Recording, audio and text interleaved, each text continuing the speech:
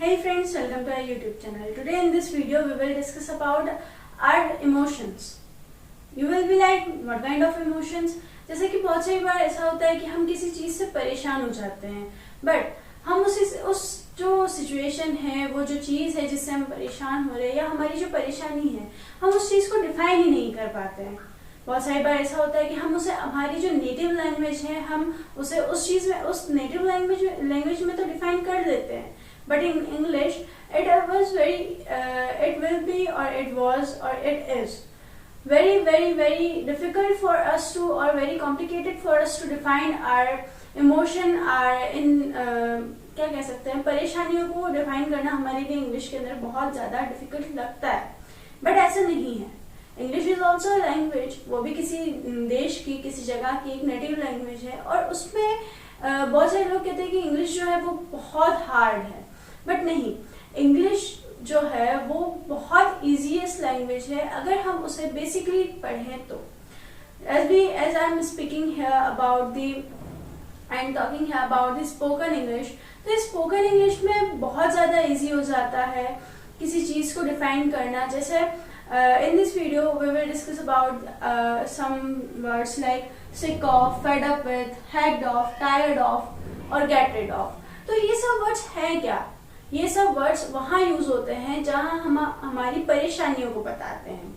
जैसे बहुत सारी बार हम कहते हैं कि यार मैं इस चीज से बहुत परेशान हो गया हूँ। जैसे सपोज कीजिए कि आप कोई चीज लेकर आए, बहुत अच्छी थी, फर्स्ट स्टार्टिंग में बहुत सही चली। सपोज कीजिए बाइक लेकर आए, और वो बाइक स्टार्टिंग में जब लाते हैं तो ब्रांड न्यू होती है, तो बहुत अच्छे से चलती है, सब कुछ अच्छे से होता है, उसका फंक्शनिंग, वो परफॉर्मेंस भी उसकी बेटर होती है, बेस्ट होती है। बट जैसे जैसे टाइम निकलता जाता है वैसे वैसे जो है उसकी परफॉर्मेंस जो है वो डल होती जाती है। तो हम क्या कहते हैं, उसमें बहुत सारा काम आने लग जाता है, हमारे पैसे जो है वो उस बाइक को रिपेयर कराने में लग जाते हैं। तो बहुत सारी बार ऐसा होता है कि हम परेशान हो जाते हैं उस चीज से। तो उस परेशानी को अब हम इंग्लिश में, हिंदी में तो कह देते हैं कि यार मैं इस बाइक को बेच देता हूँ, मैं बहुत परेशान हो गया हूँ इस बाइक से। बट हाउ विल वी से this in English? So in this video we will discuss about this, and if you have not subscribed our channel till yet, please subscribe the channel, share the video and like the video with your friends and family. Okay?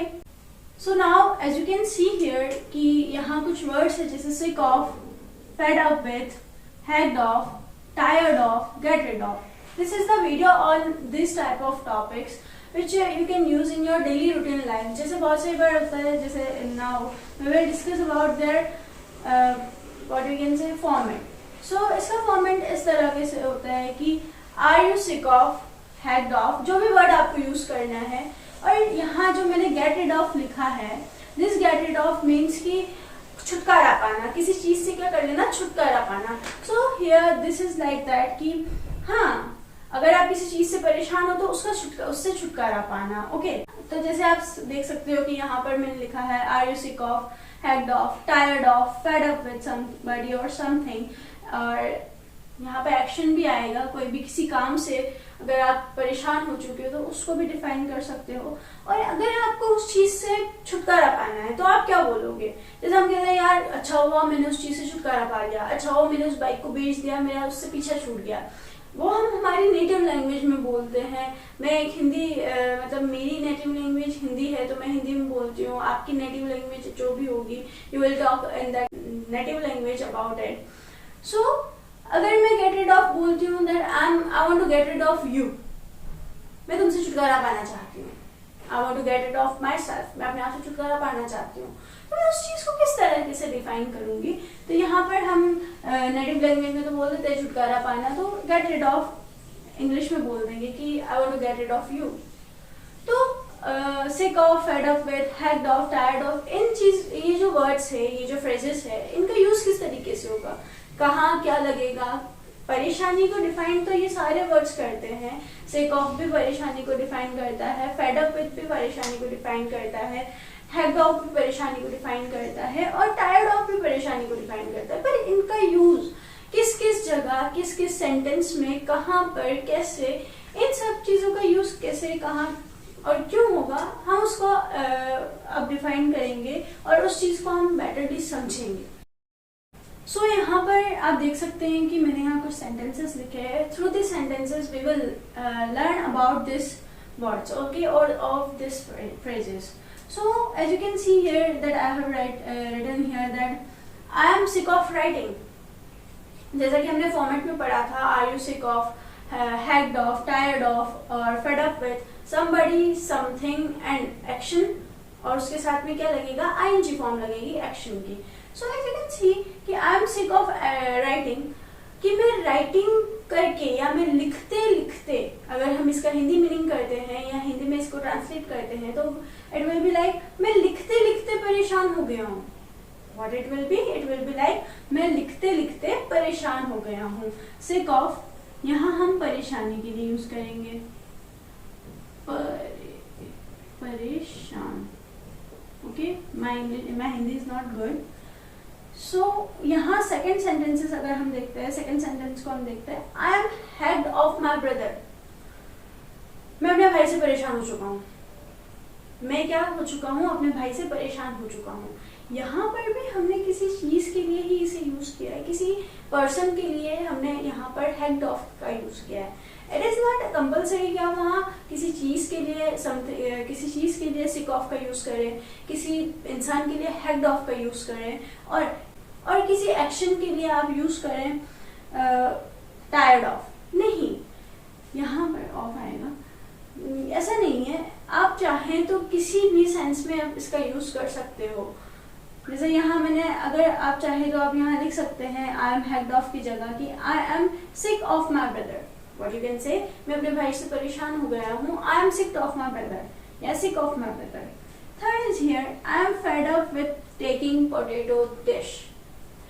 अब यहाँ आप बोलोगे कि मैं potato dishes लेकर परेशान हो गया हूँ, या मैं रोज रोज पोटैटो डिशेस खा के परेशान हो गया हूँ. यहाँ पर आप एक वर्ड और यूज कर सकते हैं, ऊबना. जैसे हम इन इंग्लिश में say that it's a very boredom thing, है ना. तो उस बॉर्डम को बताने के लिए, उस बॉर्डम को, उस बॉडीनेस को बताने के लिए आप यहाँ पर हिंदी में यूज कर सकते हैं ऊबना. तो हम कह सकते हैं कि I am fed up with taking potato dishes. मैं पोटैटो डिशेस खाते खाते ऊब चुका हूँ, यानी अब मेरा मन नहीं है पोटैटो डिशेस खाने का. So potato here you can use I am fed up with taking potato dishes. So अब यहाँ देख सकते हैं कि fed up का यूज हमने उबने के सेंस में यूज किया है, यानी बॉर्डन के सेंस में यूज किया. बॉर्डन के सेंस में अगर हमने इसका यूज किया है तो यहाँ आप ये नहीं कर सकते हो कि I am sick of taking potato dishes. कर सकते हो, बट fed up एक पर्टिकुलर किसी, मतलब है ना, अगर आप fed up का यूज करते हो तो it will be a very corrective, it will be in the very corrective sense. You will be like कि हाँ, अगर आप किसी के सामने अपने आप को इंट्रोड्यूस करते हो या आप किसी के सामने इस वर्ड को बोलते हो तो इट विल बी लाइक कि हाँ, you are a English spoken speaker, okay, और you are learning the spoken English. तो इस सेंस में आप यहाँ देख सकते हैं कि फेड अप का यूज किया है डिशेस के रूप में. हम किसी चीज को खाते खाते परेशान हो जाते हैं. जैसे बहुत सारी बार होता है कि मम्मी घर में, जैसे ठंड का टाइम होता है तो ठंड के टाइम में बार बार या तो फेनिग्रिक बनता है घर में या फिर स्पेनिश बनता है, तो हम कहते हैं मम्मा अब तो बोर हो गए इसको खा खा के, अब तो कुछ दूसरी सब्जी दे दो. So instead of this you can use, अगर आप इसको यूज करते हो इन इंग्लिश तो you can say that I am fed up with taking spinach और फेनिग्रिक और व्हाट यू कैन से और potato. So here the fed up will use, उबने के सेंस में फेड अप का यूज होगा. For this I am tired of narrow minded people. It's like ये दोनों अलग अलग वर्ड है. आई am tired of narrow minded people. मैं छोटे सोच वाले लोगों से परेशान हो चुका हूँ या हो चुकी हूँ. I am tired of narrow minded people. So होता है बहुत सारी बार नेबर्स में होता है कि आपके नेबर में कोई आंटी है जो पुराने ख्यालात रखती हैं. अगर आप कोई भी ड्रेस पहन के, स्पेशली फॉर दी गर्ल्स इस चीज़ को बहुत ज़्यादा अच्छे से अंडरस्टैंड करेंगे कि अगर हम किसी भी चीज़ को पहन के जाते हैं, कोई क्रॉप टॉप है या कुछ भी है, या मैं हूँ अगर मैंने हिजाब नहीं रखा है या नहीं रखा है तो बहुत सारी बार कह देते हैं कि आज आपने हिजाब नहीं पहना, ऐसा करना चाहिए आपको, वो करना चाहिए, आपको इतने छोटे कपड़े नहीं पहनने चाहिए. तो वो क्या है, एक नैरो माइंडेड सोच है. आप इसको नैरो माइंडेड नहीं कह सकते, आप इसको कह सकते हो कि हाँ पुरानी सोच के लोग हैं. तो वी कैन से हम घर जब आते हैं, अगर हमें कोई ऐसी बात कहता है और हम जब घर आते हैं तो घर वालों कहते हैं कि मम्मी पापा आज तुम परेशान हो गई हो नैरो माइंडेड पीपल से। जब भी मुझे जज करते रहते, दे ऑलवेज जज me, I am fed up with. Nah, you will not use the fed up. You should use, I'm tired of these narrow-minded people. I don't want to live with them. I am tired of them. So यहाँ पर हमने use किया tired. As you can see, हमने चारों चीजों का हमने यहाँ यूज किया, अलग अलग सेंस में यूज कर लिया। अब यहाँ मैंने जैसे बताया था get rid of, पीछा छुड़वाना किसी चीज से।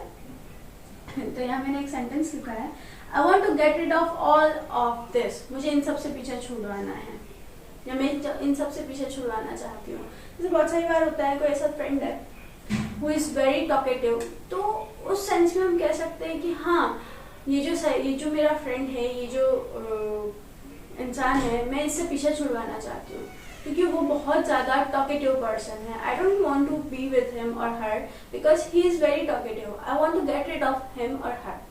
सो यहाँ हमने कुछ सेंटेंसेस का यूज़ किया है, कुछ सेंटेंसेस में इन वर्ड्स का यूज़ किया है। If you want to use them in your daily routine life, so it is necessary for you to being practiced.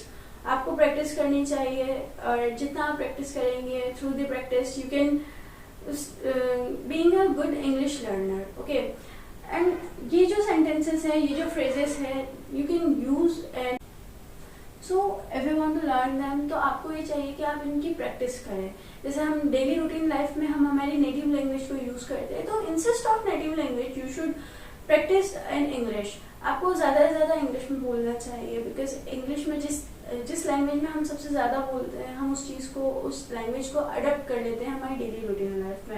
As I am here, मैंने भी मतलब आप कह सकते हो कि मैं भी इंग्लिश में बात करती हूँ, हिंदी में बात करती हूँ, तो मेरे लिए it is very easy to learn to make English by my own.